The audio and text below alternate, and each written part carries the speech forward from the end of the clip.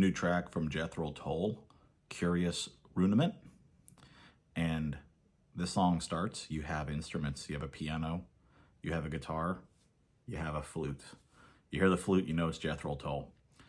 It sounds a little bit like Eye of the Tiger, but in a more Dio or like Iron Maiden style, is how the music kind of starts off. The vocals come in, and immediately you can tell he's telling a story. The music is really there to support whatever the story is. The voice is kind of monotone, but that's on purpose. He's telling the story, and then the music is kind of giving the dynamics to, you know, what's happening, so to speak. It rocks. You're listening to it and it's rocking.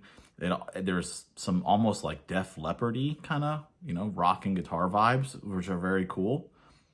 It's mostly guitar, piano, and stuff. The flute comes back in, though.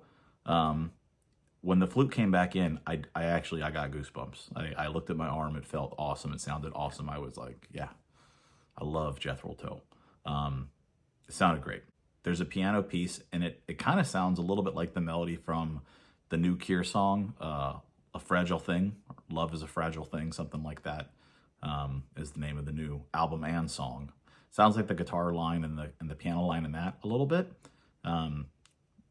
You get to a part where there's a guitar solo. Guitar solo starts off awesome. He slides in, like you can hear like the slide, like hold my beer, step out the way, I'm coming in.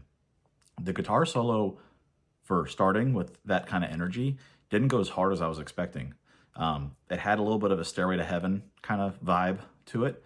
And it started getting going, and then it kind of just stopped, and it slowed down, and I was really ready for more. I feel like this song is going to fit into something much larger. I haven't looked into this album coming out that this is from. This might be the name of the album, actually, and I'm guessing if it's not a concept album, there's a bigger story musically that this fits into. It was awesome, but it just felt incomplete. It was a long song. It did a lot of different parts, but I felt like they could have went to 11, and they never did. And that's because it's going to happen somewhere else, probably. So again, this is all speculation, and I didn't look into anything with this at all, so I could be completely wrong.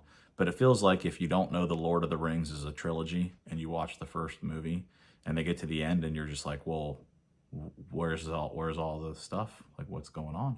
And you don't get that, like. But then it comes, it's just you gotta wait. I feel like that's what this is. So this was great, but I'm even more excited to hear, you know, the bigger story that Jethro Tull has to offer. So check it out.